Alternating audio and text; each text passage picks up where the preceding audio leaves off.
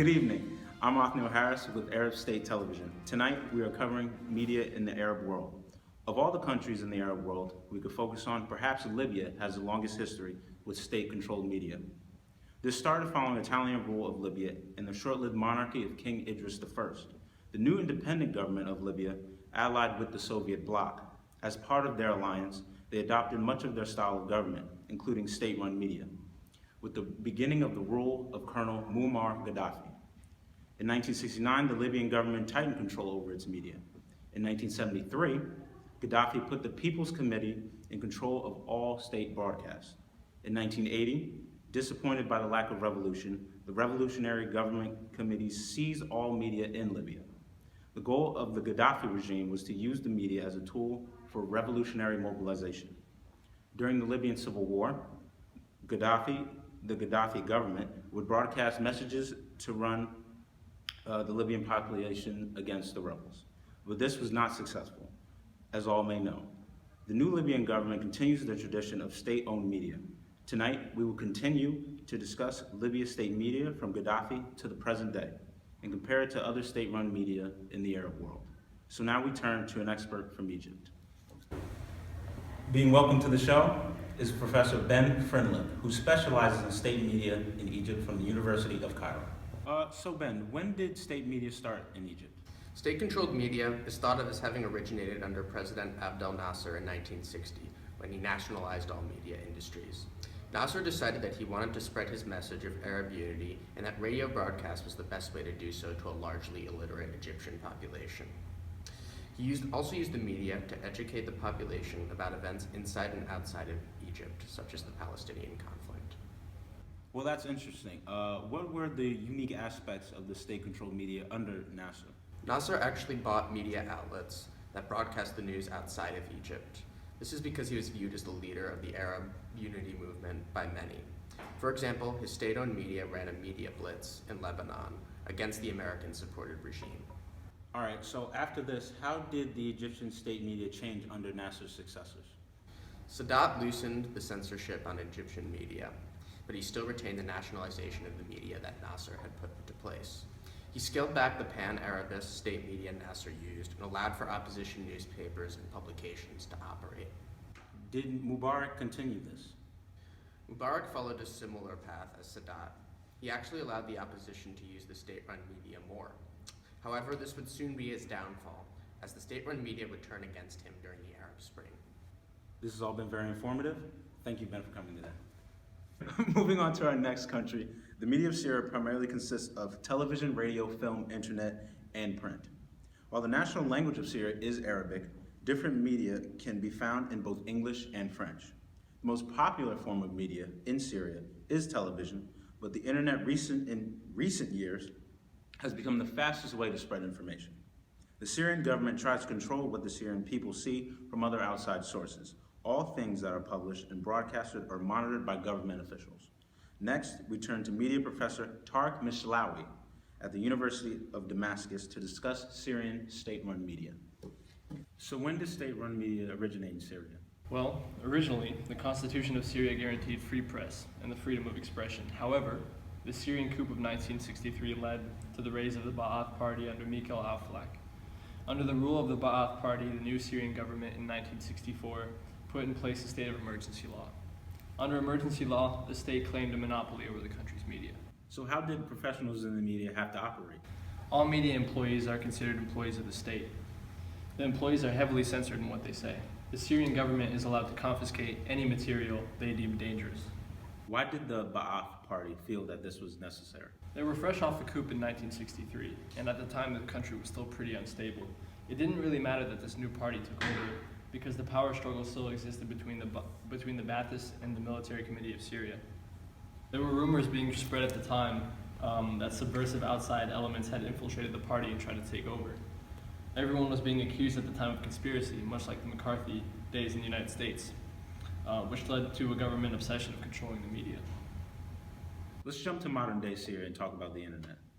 So many Syrians nowadays access the internet to find out more information about what's going on, but the Syrian government has censored the internet over the past couple of years. The government has not been perfect though, as they've been slow to establish their internet monopoly. Is there any competition in state-run media? Since Al Jazeera started broadcasting in Syria, it's become the main opponent of the Syrian state media. It found a large audience in Syria, and people in the country admired the news for its professionalism. The Syrian government was not at all happy with Al Jazeera's reporting, and they decided to censor some parts of it, for example, cutting some guests from their broadcasts. However, the audience still remained very large. Well, Professor Mishlawi, thank you for joining us today. Thank you.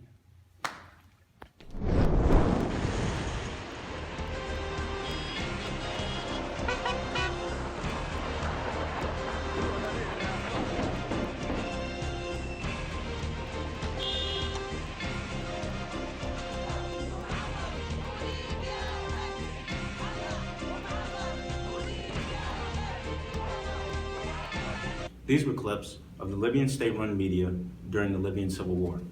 As you can see, they reflected the Gaddafi state-run media strategy, well-selected, reporting designed to mobilize their revolution. We have Isaac Klipstein here, who had worked for Libyan state television during the Gaddafi regime. He's going to help us dissect how the state media was run at the time and how it differentiates with modern Libyan media today.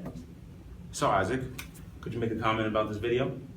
Sure. So a lot of what you see, this is from Libyan.tv, a lot of what you see is media that's designed to flatter the regime and make it look like the regime was being aggressed upon and is in a defensive position, which is why you see a lot of rhetoric like the idea that UN aggressors, NATO aggressors, the word they use is crusaders. And I think that this language really reflects the kind of galvanizing potential of media and the fact that that was really what it was being used for. What about private stations in Libya? There's a distinction, I think, to be made between the idea of a private station and the idea of an independent station. Mm-hmm. Because there were many private stations in Libya. However, all of these were very much beholden to the government. One of the very interesting statistics that came out in 2006 was that Libya is one of the most, at the time, was one of the most censored places in the world. The most censored, in fact, in the Arab world in particular. I think that what this goes to show is that even if you have a certain degree of private media, it can never really conflict with the state-run media at the point where censorship is so strong. Yes. Actually, it is my understanding that the UN sanctions changed the state-run media a little bit. How did it do that? Sure. So a lot of the sanctions came in the mid-90s. These sanctions came in the form of sanctions on individuals mostly, not on the country as a whole. A lot of it was about what kind of equipment Libya could import to use for its state-run media. And I think that while it does kind of look good, it kind of looks liberalizing on the surface, it really was a facade. Remember that the UN was in the mid-90s and this report about censorship came out in 2006. Mm-hmm. What we really saw in Libya was a kind of false liberalization. So for example, the person who was in charge of leading this new surge of media was actually Gaddafi's son. So Okay. again, Libya was in a situation where the state-run media wasn't really being liberalized, wasn't really being opposed in any significant way, which is one of the ways that Gaddafi was really able to maintain the hold of power so much, leading to the February 2012 uprisings. So how did the state media change during the unrest of 2011?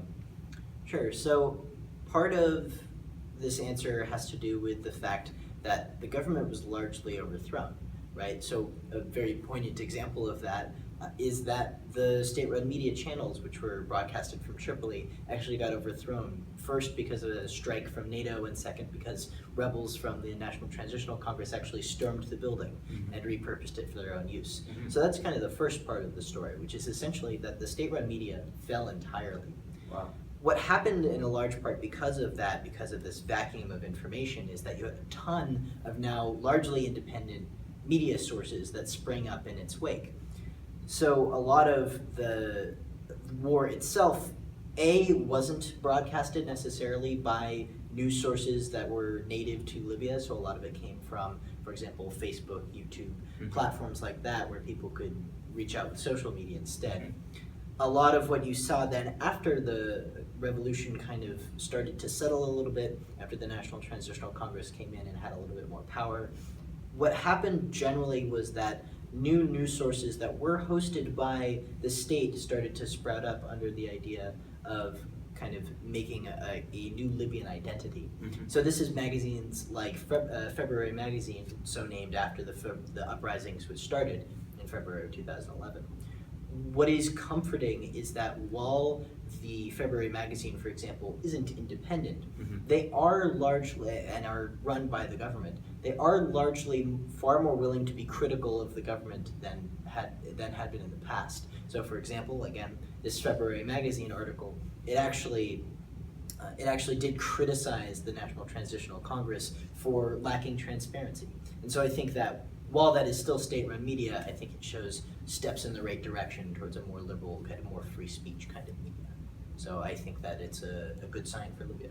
Wow. Thank you for coming, Isaac. Thank you for having me. Ladies and gentlemen, good night. That's our show.